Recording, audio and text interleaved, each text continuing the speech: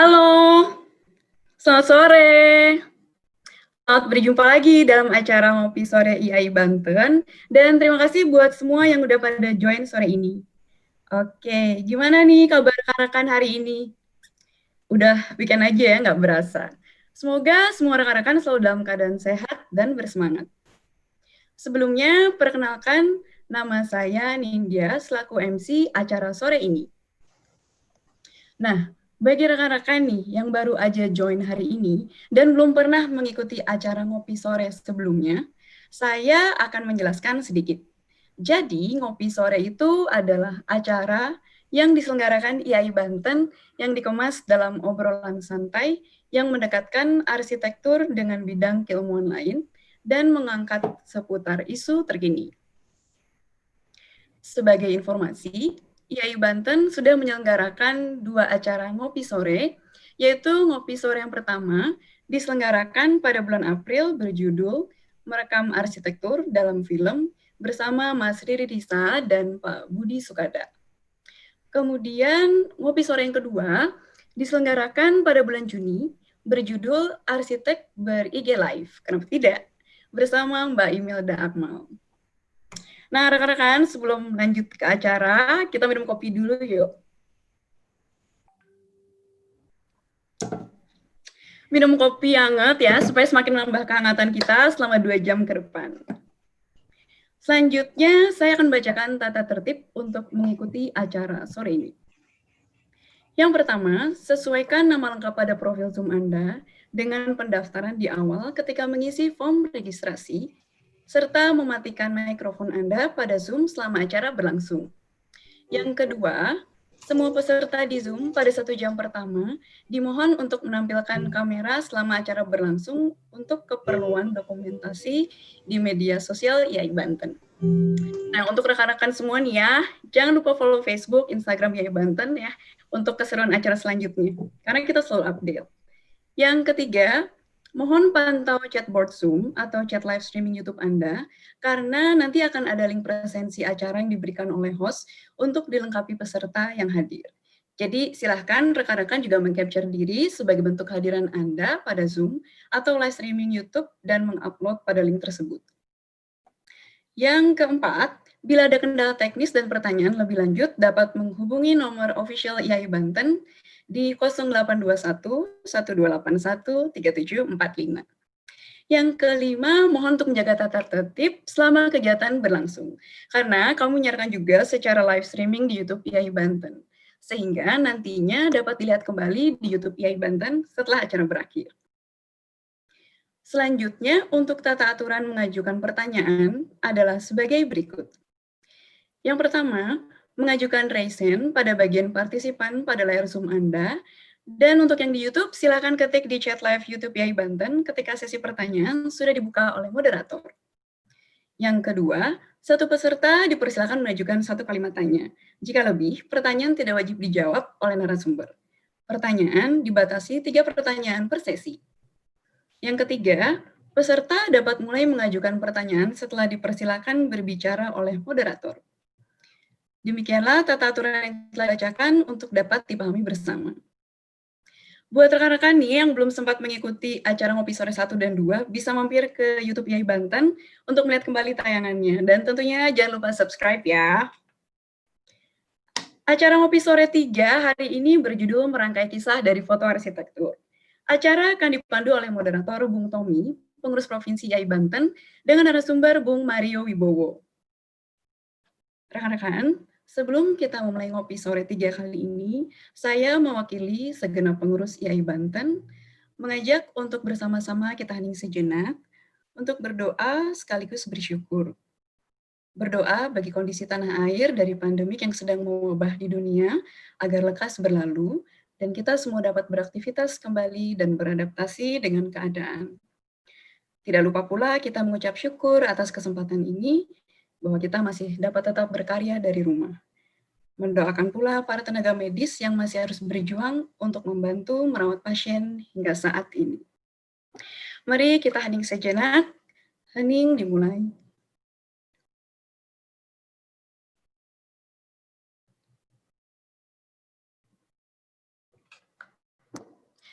Hening, selesai. Nah, nggak cukup ya kalau misalkan kita lanjut lagi. Jadi kita langsung mulai aja acara ngopi sorenya. Kita sapa moderator kita. Halo, Bung Tommy. Halo, selamat sore, Nindya. Sore. Gimana kabarnya, Mas? Sehat? Sehat, alhamdulillah, selalu baik. Amin, amin. Oke, silakan Bang Tommy untuk selanjutnya dipandu acara Ngopi Sore 3 ini sampai jam 6. Terima Baik, kasih. terima kasih, Nindya. Eh, saya akan menyapa dulu gestar kita sore ini, Bung Mario. Halo, Oliver. Mas Tommy. Selamat sore. Sore, sore. Saya manggilnya biar lebih nggak ada batasan, saya manggilnya Mario aja kali ya. Iya, Mario aja dong. Mario Mario aja, aja oke. cukup. Baik, saya akan coba bacakan sedikit dari beberapa prestasi Mario Wibowo. Dengan latar belakang sebagai seorang arsitek, Mario menghabiskan waktu 7 tahun di industri ini, termasuk pada sebuah perusahaan arsitektur terkemuka di Singapura. Kegemarannya dalam arsitektur dan fotografi telah membawanya ke dunia profesional fotografi arsitektur. Dia telah dianugerahi gelar Associate of the Royal Photographic Society dari Inggris Raya. Mario mengembangkan Panji Mario Wibowo Fotografi pada 2012. Dari balik lensa, Mario membantu klien untuk mendokumentasikan karya-karya mereka, membangun jejaring sosial, dan menceritakan kembali kisah mereka dalam platform yang berbeda. Karya-karyanya bervariasi, dari sudut bidikan lebar yang menangkap seluruh suasana kerja yang dibangun, hingga sudut bidikan ketat yang fokus pada detail dan struktur. Pada tahun 2018, Mario diangkat menjadi duta besar brand Leica Indonesia hingga saat ini.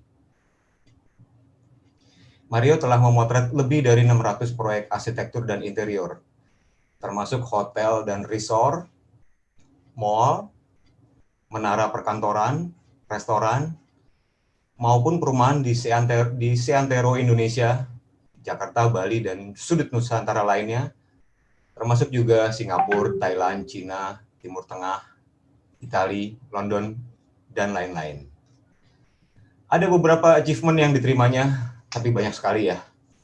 Mendingan lihat di website-nya aja kali ya, Mas ya. Beberapa list of kliennya itu banyak sekali, dari Arquitectonica USA, DPA Singapura.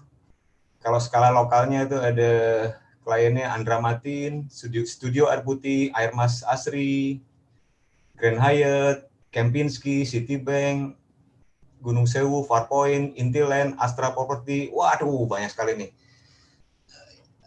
Nanti kita kehabisan waktu nih hanya untuk membacakan ini. Baik, untuk menghemat waktu, bagaimana jika Mario mulai mempresentasikan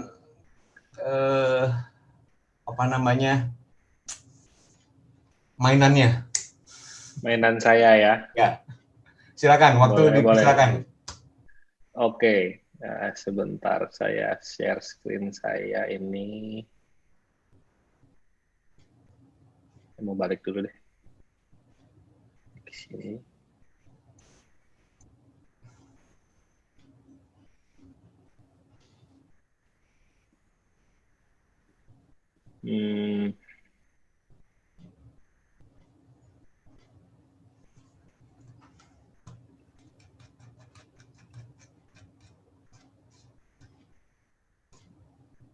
Oke, udah keluar full screen?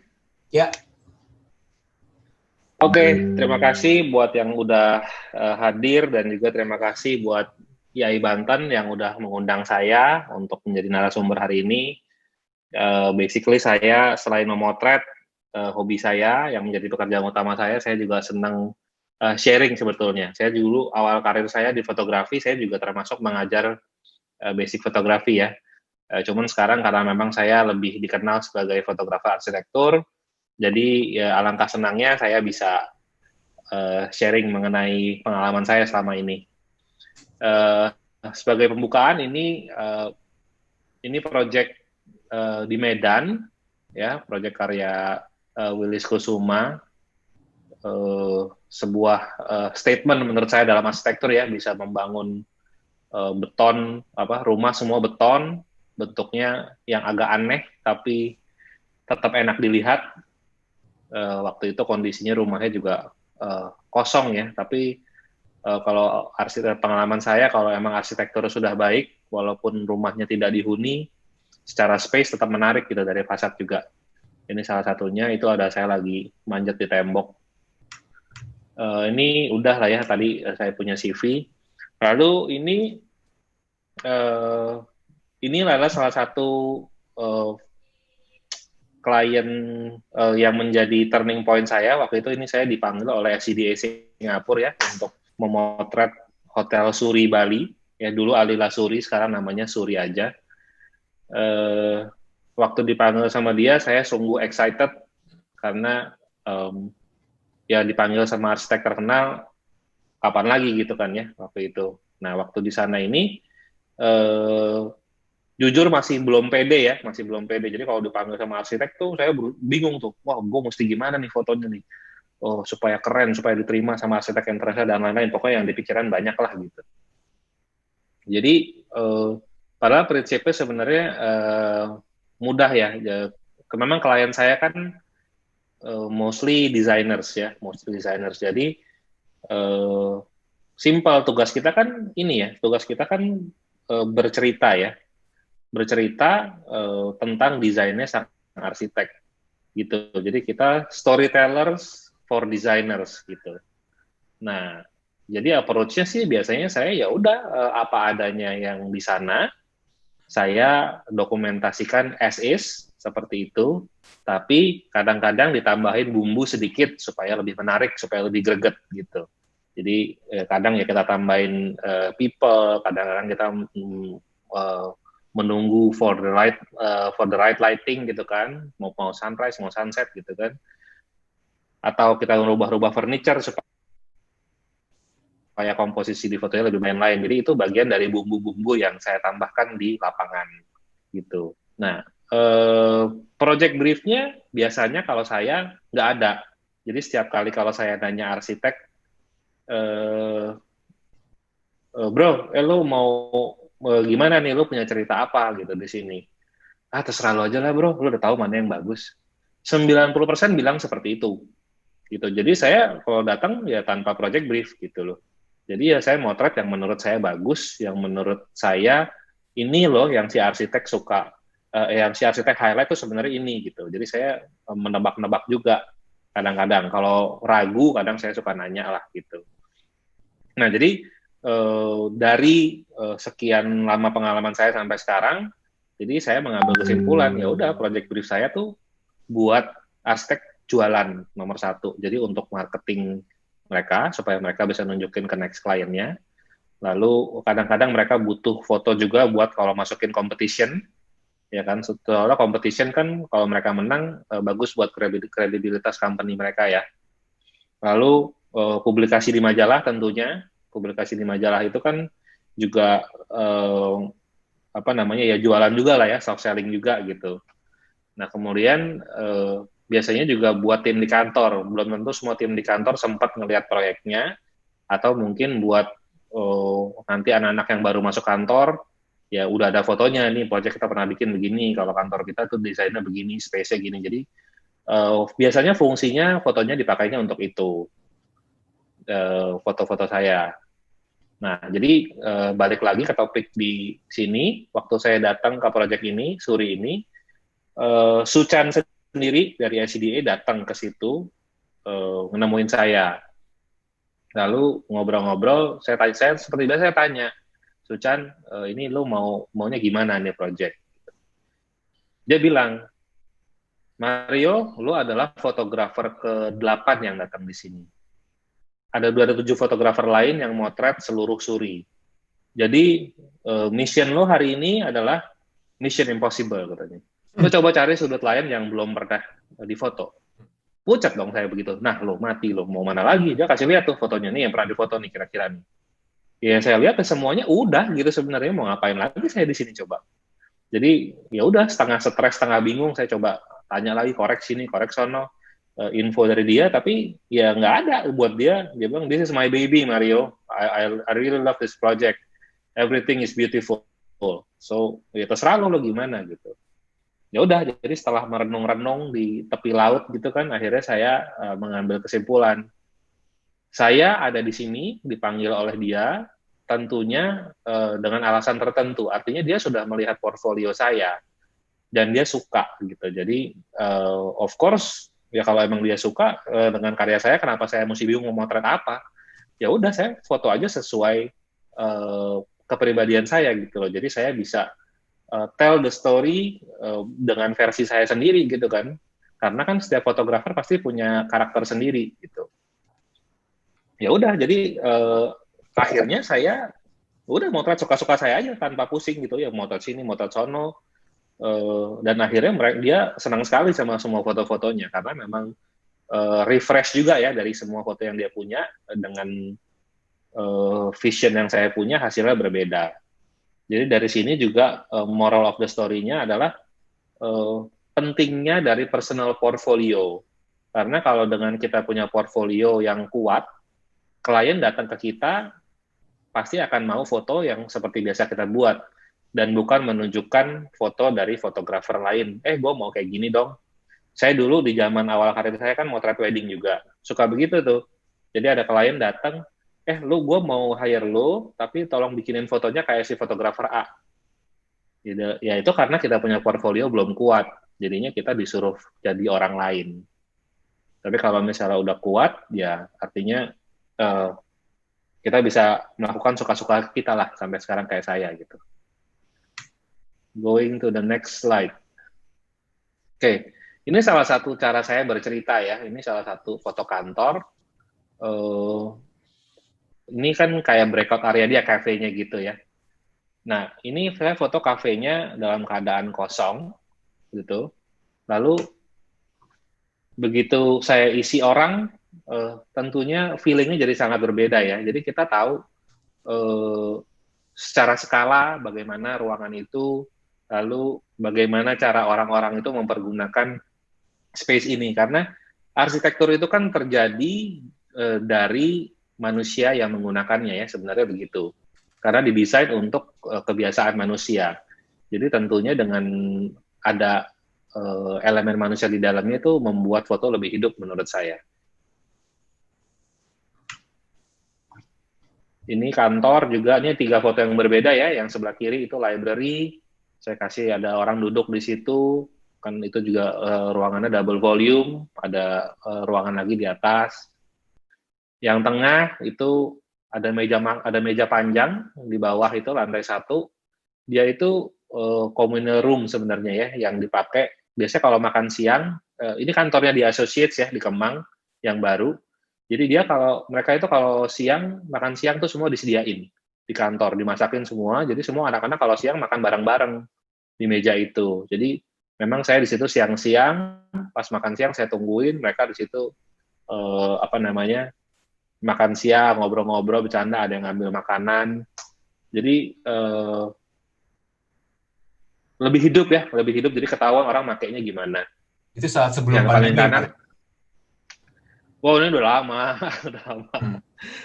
Kalau misalnya sekarang pasti itu habis antara satu orang ada silang X di meja warna merah. Persis. Sekarang gitu. Yang paling kanan itu juga sama ya, kantornya di Associates juga, dia ada ramp kan buat naik turun. Jadi saya tungguin ada orang lewat supaya ketahuan gitu alurnya.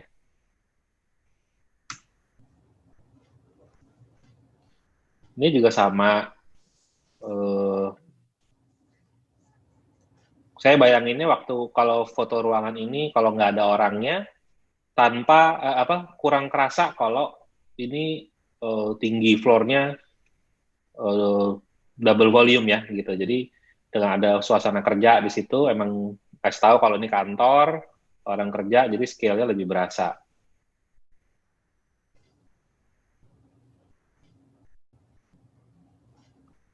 Nah, ini juga, ini rumah tinggal. Jadi yang di sebelah kiri itu kan lorong yang panjang. Sebelah kanannya kayu semua. Lalu di foto yang berbeda, saya kasih tahu kalau panel kayu itu sebenarnya gudang. Jadi bisa dibuka satu persatu buat naruh barang. Jadi gudangnya sepanjang lorong itu. Jadi kita bercerita juga nggak harus selalu dalam satu foto ya, bisa dalam beberapa foto. Karena kan kita kalau motret satu rumah gitu, jumlahnya bisa 15, 20, 30 tergantung kebutuhannya. Jadi nggak harus dalam satu foto semua informasi masuk. Gitu. Jadi sini konteksnya semua people ya, bagaimana people menggunakan space dan juga secara skala. Nah ini level up dikit. Saya di challenge oleh arsiteknya, gue mau lo foto rumah ini tolong masukin anjingnya di dalam. Mati loh. Nah, saya bingung waktu itu kan. Masukin anjing, coba ngomong sama orangnya susah, terus ngomong anjing sekarang gitu. Jadi ya udah gitu, saya accept the challenge. Ya udah kita terima gitu ya. Ya udah kita kerjain. Anjingnya ada 2 gitu. Lucu sih anjingnya, nggak terlalu gimana-gimana. Cuman setiap kali saya masukin frame, terus saya mesti mikir kan, ini gue taruh anjingnya di mana ya gitu. Ntar kalau udah cocok, oh kira-kira anjingnya di sini nih gitu. Pertama-tama panggil-panggil, nggak dateng. Terus kadang-kadang kita angkat, taruh situ, ntar dia jalan lagi gitu kan, mesti dipancing-pancing. Lumayan lama motretnya. Sampai akhirnya setelah motret, saya mulai kan motret jam 7 ya. Mungkin sekitar setelah makan siang kita akhirnya mendapat celah tuh. Gimana caranya supaya anjingnya mau keluar. Jadi setelah frame dapat, saya mulai ikutan menggonggong. Gitu. Anjingnya datang biasanya ngejar masuk ke frame. Lalu saya tinggal foto doang. Jadi akhirnya kita setengah hari agak sering menggonggong juga untuk dapetin frame-nya, termasuk yang ini. Jadi ya, cukup menarik lah ya pengalaman-pengalamannya. Untung bukan Rottweiler ya. Nah, kalau itu saya nggak jadi motret. Oke, terus ini juga sama ya. Ini karena memang kantor studio air putih ini dindingnya tinggi-tinggi, dengan pohon yang tinggi-tinggi, saya merasa ya kita harus banget ngasih elemen manusia sebagai skala pembandingnya, jadi kita tahu benar seberapa tinggi dindingnya gitu. So, orang duduk itu adalah tempat makan siang juga, biasanya pada ngumpul-ngumpul di situ anak kantornya kalau makan siang.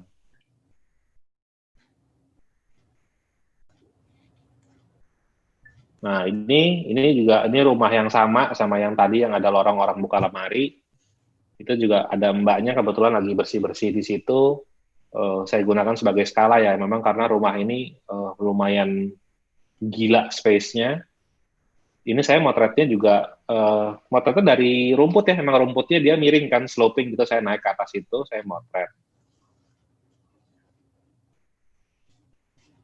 Kalau yang follow Ars Daily ini kemarin baru masuk 50 best houses ya, rumah ini, di versi Ars Daily. Nah, kadang-kadang saya juga menggunakan drone buat ngasih tahu building shape ya, karena arsiteknya juga ngedesain ini kan juga ada effort, terus for a reason juga. Ini kalau nggak salah saya dengar-dengar dia konsepnya sebenarnya mau kayak kupu-kupu dibikin. Jadi waktu saya datang saya sebenarnya motretnya dari darat doang gitu. Semua saya merasa kok kayaknya ini mungkin kalau dari atas lucu kali gitu. Akhirnya kita terbangin drone, dapat angle ini gitu. Wah, ternyata kok saya lihat kayak gurita ya. Tapi anyway, ini cara saya bercerita untuk bentuk building. Terus kayak misalnya ini saya menceritakan Sequoia Tower in terms of the environment ya. Bagaimana dia posisinya terhadap skyline. Jadi pas di renderingnya juga dari arsiteknya ada seperti ini. Jadi kita coba replicate persis angle-nya seperti ini. Ini fotonya adalah foto pas lagi survei. Karena pas lagi real day shoot-nya, fotonya cuacanya mendung terus. Jadi kadang-kadang survei harus serius. Karena kalau pas initial day weather-nya jelek, kita nggak bisa ngapa-ngapain juga kan ya.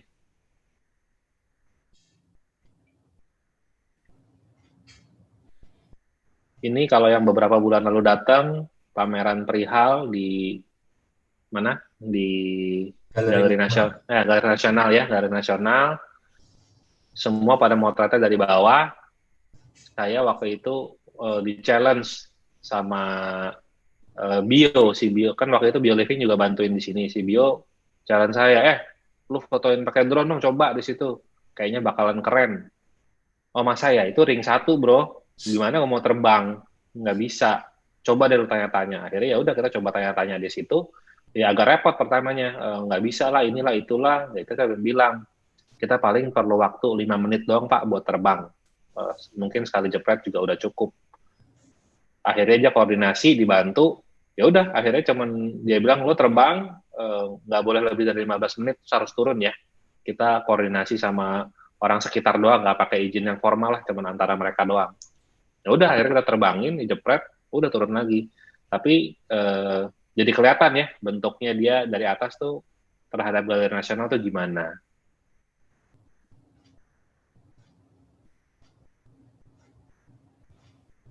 Ini juga, ini motret, ini rumah, sebenarnya rumah cuman kayak villa doang lah ya, nggak ditinggalin.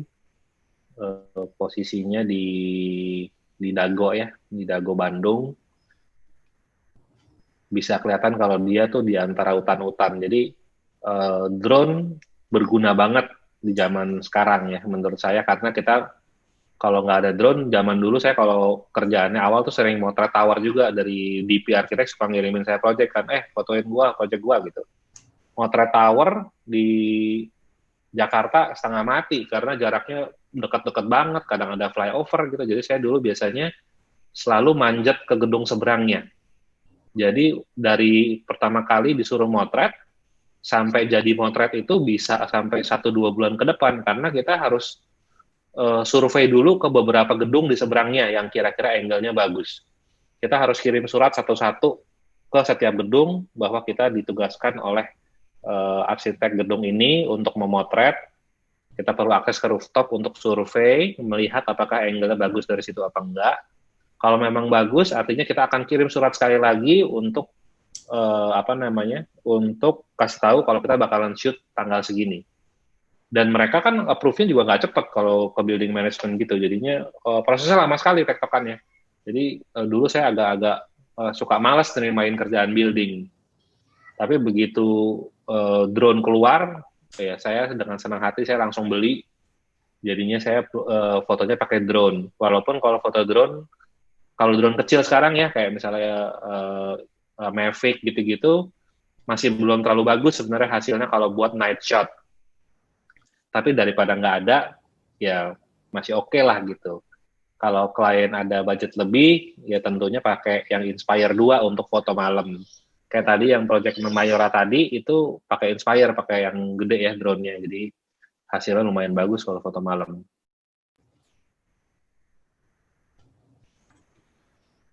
Nah ini juga, ini The Santai ya, studio tonton di Bali. Bentuknya seperti ini, di pinggirannya semua sawah. Sekilas seperti market ya? Kayak market, bener. Kayak market. Ini beneran nih. Ada jemurannya tuh di kanan atas. Nah, ini juga saya nunjukin posisi rumahnya di samping danau gitu kan. Ini sih nggak pakai drone ya. Cuman cerita di balik proyek ini adalah, ini rumah di kawasan Pik ya, di Pik. Dia 2 muka, satu ngadep jalan kompleks, satu lagi ngadep danau. Tentunya kan danau ini plus point ya, jadi dia punya desain itu, semua kamarnya orientasinya adalah ke sungai ini, ke danau buatan inilah gitu ya. Jadi saya harus nunjukin. Nah problemnya pada saat night shot gini, blue hour gini, saya harus berada di 2 lokasi, karena pada dari depan rumah sampai ke belakang ini nggak bisa cepat, harus naik mobil karena aksesnya ada yang ditutup. Jadi naik mobil mungkin 5 menit kalau naik mobil. Kalau jalan kaki artinya lebih kan. Sedangkan blue hour ini paling waktunya 10 menit itu udah lewat birunya. Jadi akhirnya saya setup 2 kamera. Jadi yang di bagian depan saya udah set kamera, lalu saya suruh asisten saya yang motret. Asisten saya udah lumayan jago-jago motretnya, udah bisa saya tinggal kalau saya perlu. Nah, sayanya setup di belakang sini, yang di danau untuk angle keduanya ya. Jadi kita bisa selesain 2 shot depan belakang sekaligus.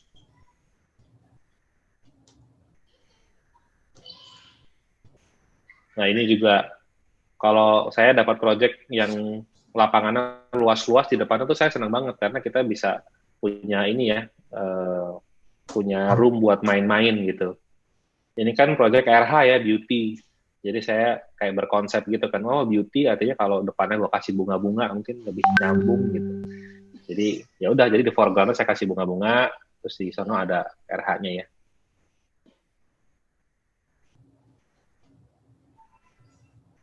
Nah ini juga, ini bangunan dia floating, lantai 2-nya panjang, lalu di break ada kaca gitu kan, dan dia view-nya ngadap lapangan golf. Jadi briefnya ya saya harus ngasih tahu kalau dia menghadap lapangan golf kan, gimana caranya. Jadi saya jalan ke lapangan golfnya, lalu foto depannya lapangan golf, belakangnya rumahnya. Jadi kadang-kadang tuh kalau mau bercerita itu sebenarnya kadang nggak usah macam-macam sih. Nggak usah angle yang jongkok-jongkok, mau yang gimana-gimana, nggak usah. Yang penting jelas gitu ceritanya. Lo mau cerita apa sih? Mau cerita di rumah ada lapangan golf, ya udah lapangan golf taruh di situ di depan, rumahnya di belakang, atau dibalik misalnya rumah di depan, lapangan golfnya di belakang. Sesimpel itu sih kalau mau cerita. Semakin banyak distraction, orang semakin bingung ceritanya apa. Gitu. Oke, sebelum saya lanjut, mungkin bisa ada yang mau nanya dulu. Siap. Oke. Ini lebih duluan nih kayaknya nih si Mario membuka sesi pertanyaan. Ya, audiens silakan dimanfaatkan jika ada yang mau bertanya. Aturannya tuh harus pakai raise hand ya. Raise hand dulu ya. Monggo, silakan ada yang mau bertanya. Karena jarang-jarang kita bisa bicara sama tokoh ini. Kokoh. Nah, saya kalau share, lalu... Ada mungkin yang dari YouTube mau bertanya juga?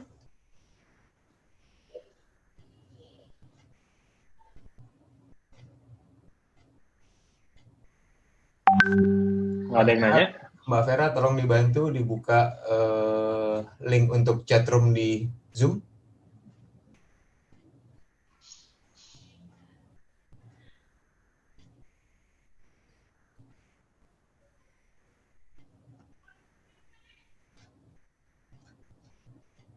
Atau sambil nunggu pertanyaan, mau saya lanjut dulu? Oh, ini udah dibuka nih. Sebentar, siapa tahu ada. Jika tidak ada, kita lanjut. Saya hitung sampai 5. 1, 2. Nanti kita masih cepet-cepet dong. 3. Ini ada nih. Kita coba masuk ke jalan-jalan ke YouTube dulu nih. Dari Devina Wahyudi. Bung Mario, Blue Hour itu kapan ya?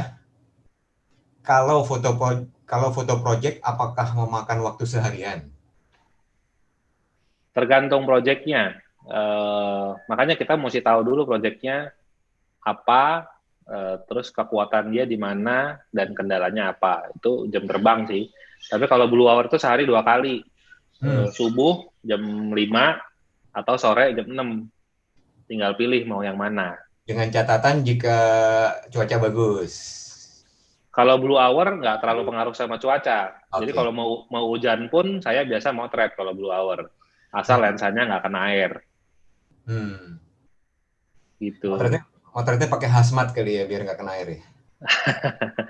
Pakai payung biasanya 2. Gitu. Oke. Selanjutnya untuk kendala pengambilan sudut untuk kendala pengambilan sudut arsitektur building di kawasan yang padat, sebaiknya menggunakan lensa tipe apa? Pakai lensa yang terlebar yang kamu punya. Dan lensa tilt shift sangat membantu. Menghindari distorsi. Betul, karena kalau udah padat, kalau dekat banget distorsinya nggak bakal bisa dibenerin. Berikutnya ada bagaimana post production workflow. Nanti aja ya kalau post pro ya. Kita Nanti aja itu nanti. Oke, nanti yang berikutnya aja nih nanti. Oke, ada lagi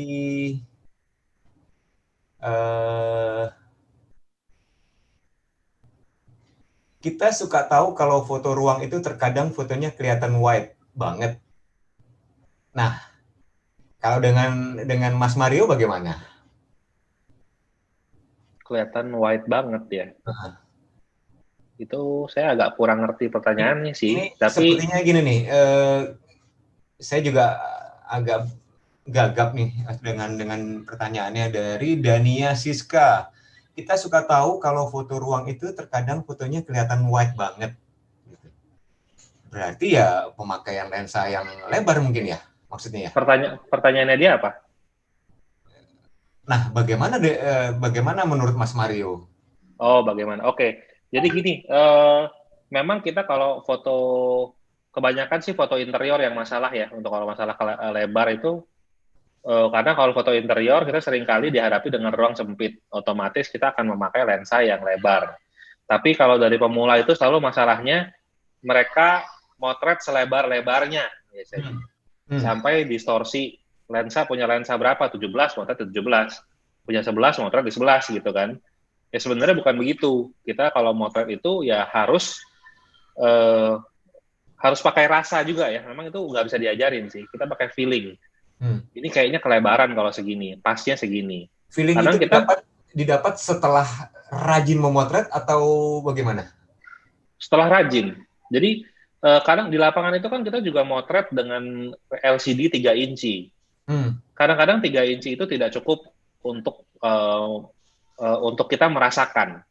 Jadi kalau di awal-awal itu pasti habis motret, nanti pas di rumah ngelihat di layar gede 20 incian gitu baru berasa, oh kok begini ya gitu. Kalau saya dulu pengalaman gitu, jadi dari situ kita asah terus kan, oh kalau begini arti salah.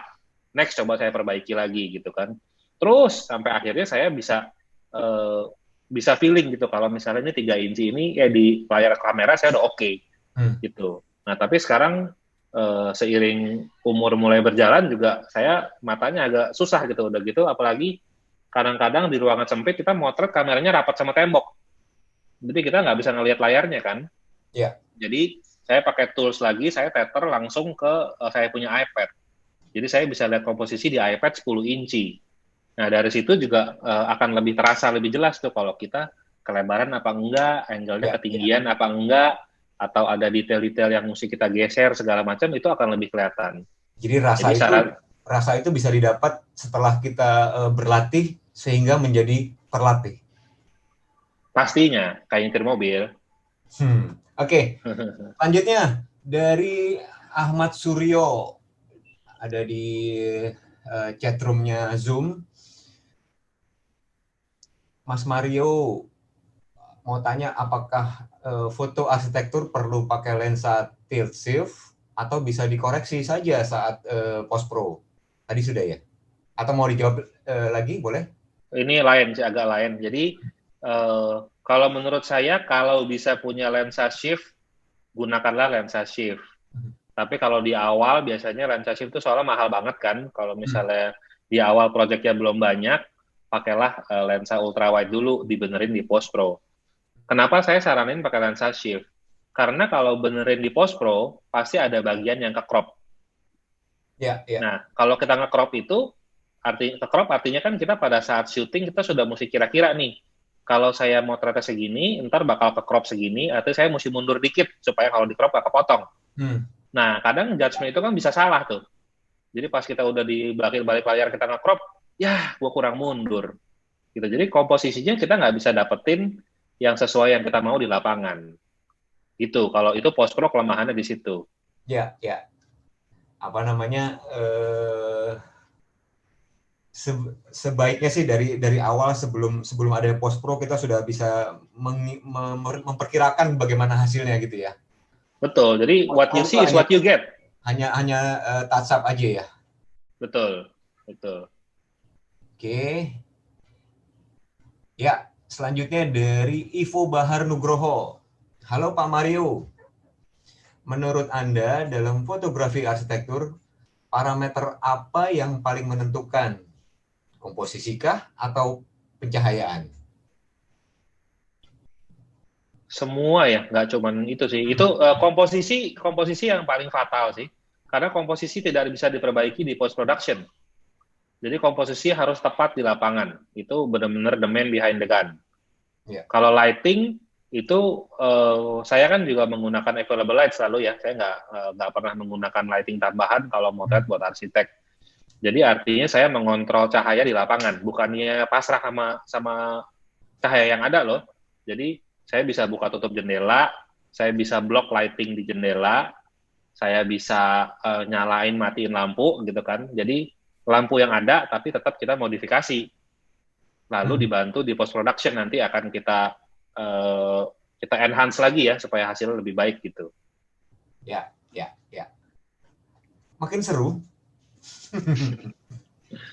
Oke, berikutnya satu lagi kita ya sebelum lanjut ke materi berikutnya. Baik, oke. Dari Dadan Mulyana, beliau bertanya di grup chatnya Zoom, Pak Mario, untuk foto arsitektur apakah perlu skenario khusus? Biasanya disusun oleh siapa? Skenario khusus ya? Ya. Skenario khusus gimana nih? Nggak khusus sih. Jadi kita mesti tahu aja kekuatan dari project yang kita foto itu apa. Ya, jadi kita harus bahasa Indonesia apa sih? Jadi kita harus highlight lah ya. Kita harus highlight ya di situ gitu kekuatannya dia. Misalnya kayak bangunan saya yang tadi, saya mesti sambil share screen aja ya. Sebentar. Ya, misalnya project yang inilah gitu ya. Dia kan kekuatannya bangunannya ngelengkung gitu kan. Lalu, atau yang ini dia nyala-nyala, lalu dia di depan danau. Ini kan cerita semua kita yang buat. Bukan kita yang buat sih, ya arsitek juga, ngedesain kan berdasarkan ini, dari brief klien juga. Ya paling mudah sebenarnya kalau bisa nanya, ya nanya dulu gitu kan ke desainernya. Lo cerita dikit dong bangunan lo, ceritanya apa nih gitu. Kalau mereka mau cerita, itu udah lumayan sangat menolong sih.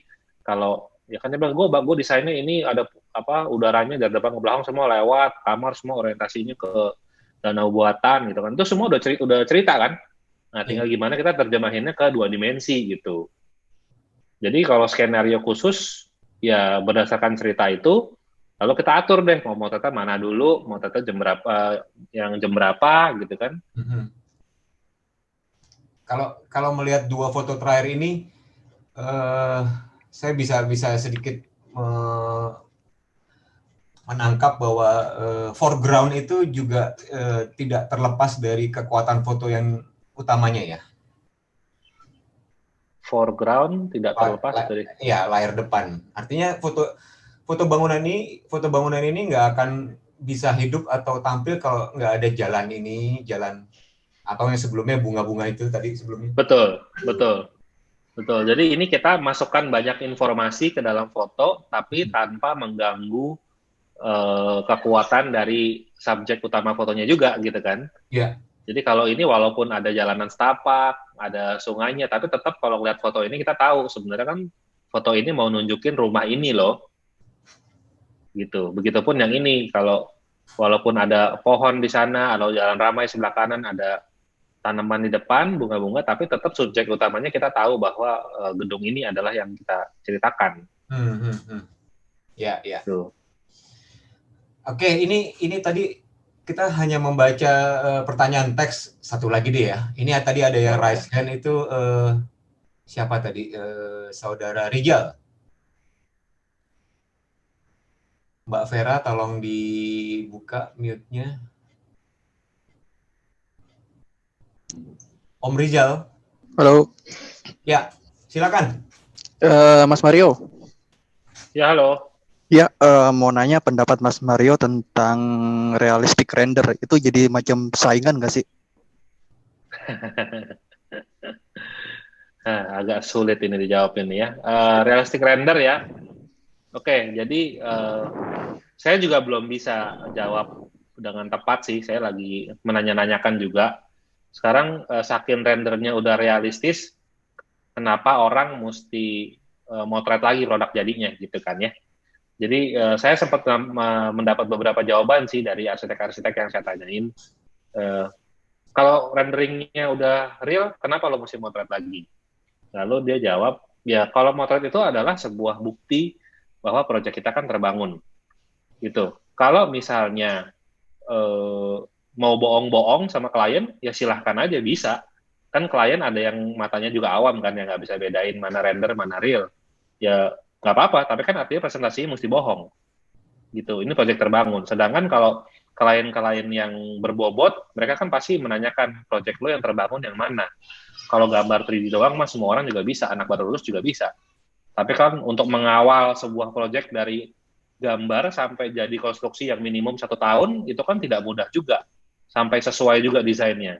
Nah, foto itu adalah sebagai bukti bahwa benar foto ini jadinya kayak gini. Jadi kesimpulan saya sih jawabannya itu. Jadi kalau mungkin pilihannya nanti diserahkan kepada arsitek bagaimana cara dia mempresentasikan karyanya ya. Mau pakai beneran foto udah jadi atau mau tipu-tipu pakai render. Mungkin gitu jawabannya. Oke. Semoga jawabannya mencerahkan, Saudara Rizal. Monggo, silakan Mas Mario kalau mau melanjutkan materinya. Oke. Lanjut ya. Oke.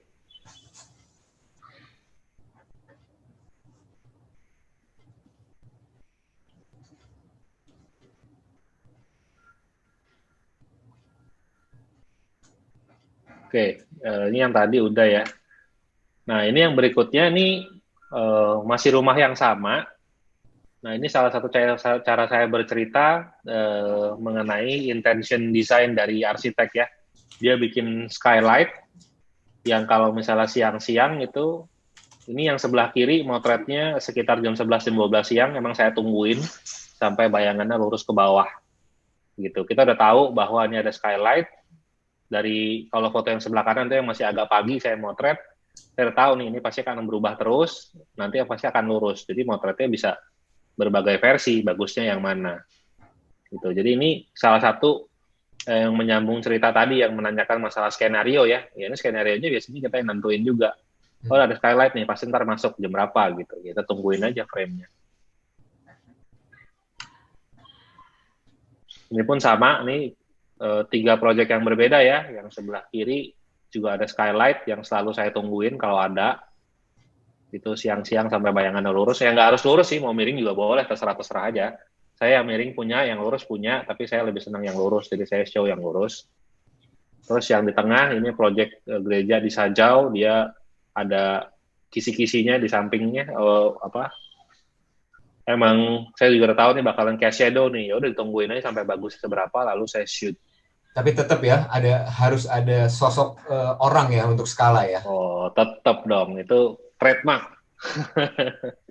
Harus ada. Terus yang sebelah kanan juga sama. Itu juga bayangan lampu, bayangan matahari ya. Yang kanan jujur nih saya sebenarnya motretnya nggak sengaja. Saya nggak kepikiran bakalan masuk begitu. Tapi kebetulan lewat. Jadi ada, wah cakep nih. Ya udah berhenti dulu gitu.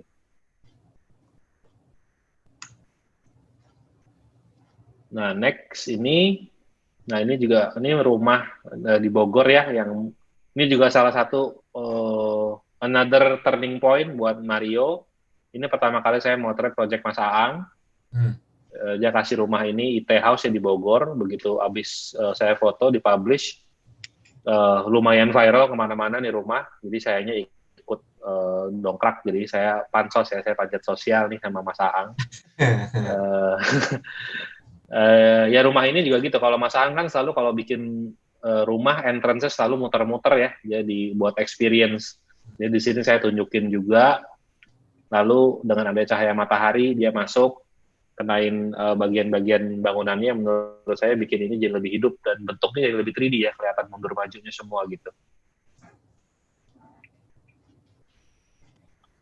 Nah ini rumah juga kalau misalnya siang-siang dengan kaca segini gede, dia akan banyak mantul ke seberangnya, dan seberangnya ada kabel listrik dan lain-lain lah ya, kurang bagus. Jadi ini pilihan saya untuk motret, oke, saya motretnya malam nih, biar pantulan kacanya nggak kelihatan, supaya dia tembus ke dalam ruangannya. Jadi saya milih motretnya sore. Timing. Gitu. Ya, betul. Timing dan artificial lighting gitu. Artificial lighting yang dibuat oleh rumah itu ya, bukan saya bawa lampu sendiri. Gitu. Ini rumah ngomong-ngomong betonnya yang abu-abu itu acian ya. Aciannya rapi bener, seriusan ini. Bidang segede gitu. Saya juga takjub melihatnya waktu itu. Terus nah ini juga, ini rumah tinggal, kalau kena matahari pagi begini, lalu kalau pakai lighting jadinya begini. Jadi ini juga biasanya yang diinginkan oleh para desainer. Biasanya, apalagi menggunakan special lighting ya, ini pakai consultant lighting nih. Jadi makanya lightingnya bisa dramatis gitu, bisa terang-gelap gitu. Jadi makanya jam motretnya selalu bisa seharian. Kalau tadi ada yang nanya kan apakah harus selalu seharian? Most of the time yes, apalagi udah skala-skalanya yang rumahnya di atas 500 meter, biasanya seharian. Seharian itu dari jam matahari pagi udah motret, kalau bangunannya kena matahari pagi, lalu untuk versi yang night shot-nya blue hour, saya motretnya biasanya malam yang jam 6. Kenapa nggak subuh jam 4, jam 5 pagi gitu? Karena jam 5 pagi itu a lot of things can go wrong ya. Jam 5 pagi semua masih ngantuk, semua belum bangun. Saya datang nggak mungkin kan datang jam 5 pagi saya langsung motret. Jadi kalau mau motret jam 5 pagi, minimum jam 4 pagi harus sudah datang. Jadi gini, Mar, apa namanya, ayam kalau bangun siang nggak dapet cacing gitu ya? Iya gitu, betul. Ya itu iya.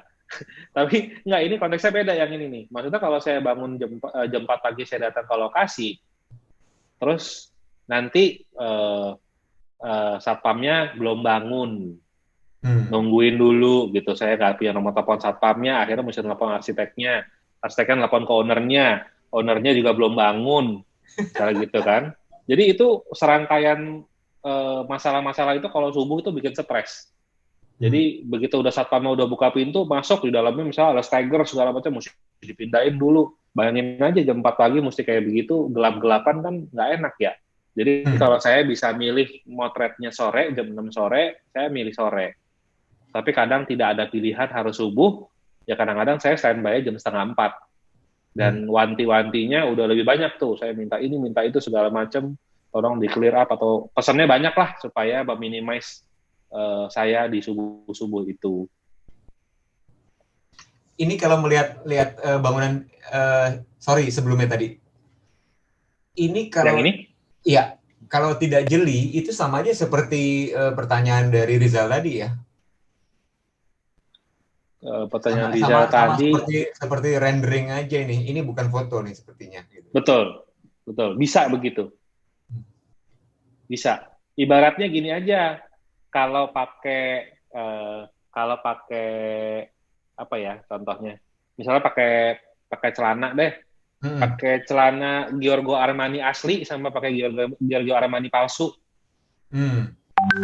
Istilahnya kan ya orang juga nggak tahu, mungkin nggak akan nanyain juga. Tapi kalau ditanyain ya tinggal mau jawabnya bener apa bohong gitu aja. Dan kepercayaan dirinya juga beda kan ya, kalau orang bisa asli sama palsu gitu, kurang lebih ya kali ya. Jadi ya memang juga banyak sih yang bilang foto saya kayak rendering, which is sometimes it's a plus. Artinya kalau dari arsitek mempunyai foto yang seperti rendering, ada yang bilang artinya project gua perfect, terbangun dengan perfect. Artinya bagus dong gitu buat jualan. Yeah. Ada yang bilang juga ya malah jadi palsu dong kalau kayak rendering. Ya terserah, itu sih saya bebasin aja. Cuman ya kalau Mario motretnya ya hasilnya kurang lebih begini. Bukannya saya yang bikin mau jadi kayak rendering loh. Sometimes emang nggak tahu, saya juga nggak ngerti apakah pemilihan angle saya apa gimana gitu. Mungkin ada yang bisa bantu, nanti kasih tahu di chat room. Kenapa saya fotonya kayak rendering? Lanjut. Lanjut ya. Oke, ini proyek rumah di Bandung. Saya motret pasti pagi. Udah di research dulu kan di bangunan karena matahari pagi bayangannya begini. Jadi kalau pagi mataharinya dari sebelah kiri ke kanan. Nah kalau misalnya kalau sore mataharinya dari kanan ke kiri. Kalau dari kanan ke kiri otomatis kalau ngeliat nih tembok sekarang nih yang di depan nih temboknya kan ada bayangan pagar. Karena pagarnya kan temboknya kan lebih depan ya, yang sebelah kiri. Kalau matahari sebelah kanan nggak akan ada bayangan, jadinya depth-nya berbeda ya rasanya, nggak akan berasa kalau itu ada 2 layer. Makanya pemilihan waktu motret itu juga sangat penting. Kenapa mesti pagi, kenapa mesti sore? Gitu. Jadi kita mesti bisa baca tuh, entah mau survei dulu atau entah mau nebak-nebak, ya silahkan aja metodenya masing-masing. Ini motretnya naik ke tangga. Kemudian ini kalau malam jadinya begini. Nah ini pun motretnya, saya kebetulan ini rumahnya agak gede dan request dari arsiteknya motretnya, lo motret santai aja lah, lo 2 hari aja di sini gitu. Dia bilang, oh ya udah, kalau 2 hari saya bisa lebih nyantai motretnya. Nah di hari pertama itu saya motret di bagian pintu entrance ini di depan alang-alang itu ada spotlight ya semua nembak gitu. Dan di hari pertama saya motret malamnya, menurut saya spotlight itu eh, lumayan mengganggu atensi terhadap bangunan belakangnya. Eh, Kalau kita realnya di sana sih ngeliat itu lampu nggak kenapa-napa, bagus-bagus aja. Tapi kalau di foto lain cerita. Jadi kadang-kadang kalau di foto itu kita harus menghilangkan beberapa elemen supaya fotonya lebih straight to the point. Akhirnya saya bilang lampunya matiin bisa nggak? Ternyata lampunya di grouping semua sama dengan lampu yang di atap segala macam. Jadi kalau matiin lampu taman depan, lampu atap semua mati. Nah, dari situ saya bilang, ya lu bisa nggak? Akhirnya aja panggil tukang listriknya. Di hari berikutnya, tukang listriknya datang ngerubah grouping lampunya dulu buat kita motret. Jadi sampai sekarang hasilnya begini nih, jadi tembok depannya nggak ada lampunya, lalu jadi rumah yang di belakang malah glowing gitu kan. Jadi di sini saya mau ngasih tahu bahwa komunikasi kita dengan arsitek itu juga penting, sang pemberi tugas. Kita kasih tahu, gue mau ceritanya gini nih, cuman ini mengganggu, bisa nggak nih kita work it out supaya lebih bagus fotonya. Jadi kita akan butuh bantuan dari mereka juga, karena kan kalau nggak tiba-tiba disuruh ngurusin listrik, kita mana bisa gitu kan. Kalau disuruh nge-DI juga susah, kalau misalnya yang bisa di-DI sih kita bantu. Tapi kalau lampu nyeplok segitu banyak, ya kita nggak bisa ya, mendingan dia rubah groupingnya, if possible ya. Next image is this one ya. Nah, kadang-kadang saya juga bercerita dengan digital imaging. Ini proyek rumah BINUS di Bekasi. Saya motret, ini udah 3 tahun atau 4 tahun kemudian saya motret. Keadaannya seperti ini. Ini di roofnya itu ada rumputnya harusnya semuanya.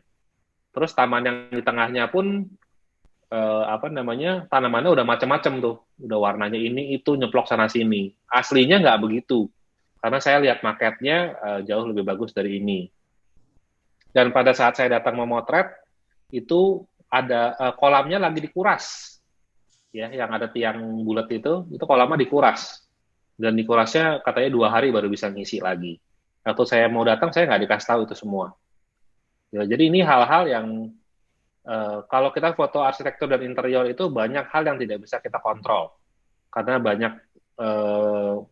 banyak elemen ya, roof gardennya mati atau nggak jadi ditanam, nggak ada budget, kolam lagi dikuras, tanaman pada mati, akhirnya ditanamnya asal-asalan, nggak pakai konsep, dinding kompositnya semua udah kotor karena kena air hujan gitu kan, ya mau gimana, ya udah akhirnya terpaksa harus digital imaging. Jadinya kita bikinin kurang lebih seperti inilah gitu. At least bisa mewakilkan ide desainnya.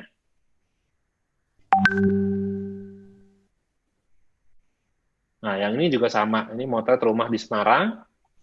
Ini rumahnya dengan material beton, tapi ada lampu jalanan di depan rumahnya, lampu jalanan yang warna oranye. Ini lampu jalanan ini adalah musuh besar saya yang belum bisa saya kalahkan dari dulu. Saya nggak tahu gimana caranya matiin itu lampu, mau ditutupin juga nggak bisa, nelfon PLN juga nggak mungkin diladenin gitu kan istilahnya. Jadi ya mau kita blok juga nggak nyampe. Ya udah, jadi kalau udah kayak gini, otomatis harus digital imaging. Hasilnya menjadi seperti ini. Gitu. Ini jangan kira gampang ya ngerjain begini. Ini a lot of work banget nih, kita ngerjain lama sekali sampai kita bisa menerjemahkan bahwa ini bangunannya beton, moodnya begini gitu dibandingin dari foto sebelumnya yang seperti ini. Oke, lalu kemudian kejujuran material juga patut ditampilkan ya. betul, pasti dong. Kan kalau tadi warnanya oranye begitu, warna beton, ya gimana ya? Oke. Oke, yang berikutnya adalah, nah ini juga sekarang nih belakangan saya disuruh ceritanya lain nih. Ini adalah proyek kebetulan ini di dekat sama studio saya, di Pulau Gadung. Jadi ada perusahaan kelapa sawit yang lagi bangun kantor baru. Lalu saya ditawarin, Mar, gue mau punya dokumentasi gedung gue lagi dibangun dari nol sampai jadi. Durasinya kira-kira 3 tahun. Lo mau ambil nggak? Gimana lo mau ceritanya? Jadi setelah diskusi banyak, akhirnya kita decide, oke, kalau gitu kita time lapse aja dari tanah kosong sampai jadi, gitu. Jadi ya udah, ini kita udah taruh kamera sekarang, berjalan 6 bulan ya, 6 bulan kita taruh kamera. Salah satu kameranya ada di sini nih, Musi Manjet Tower, setinggi 30 meter. Naruh kamera, ditungguin. Setiap bulan kita kontrol sekali buat ngecek sama tukar memory card. Berarti kamera ditinggal? Tinggal di situ. Seperti kamera trap untuk memotret badak di ujung kulon gitu ya? Tinggal berarti ya? Badak di ujung kulon. Nah, saya nggak tahu tuh dia gimana ya. Teman, ini kameranya sih memang kamera buat construction time lapse ya. Memang resolusinya tidak tinggi kayak kamera SLR. Tapi dia emang tahan lama ya, waktunya ditinggal sebulan, 2 bulan, bisa gitu. Karena kalau mau pakai SLR itu sistemnya mahal sekali, jadi mereka bilang mereka nggak mau bayar kalau sistemnya terlalu mahal. Gue cuman, yang penting ada lah gitu, tapi jangan jelek-jelek amat. Ya udah, akhirnya kita punya kasih solusi. Gitu, kita bikin time lapse, termasuk keadaan di lapangan kayak apa. Ini pas lagi mau ngebor pondasi, mereka ngukur kan mau ngebor kedalaman berapa.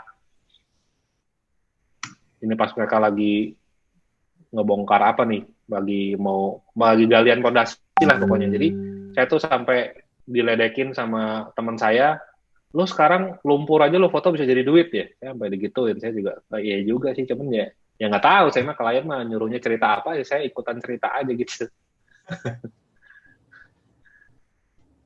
Oke, saya akan nyangkut ke videografi bentar lagi. Mungkin mau stop dulu untuk Q&A apa lanjut, Mas?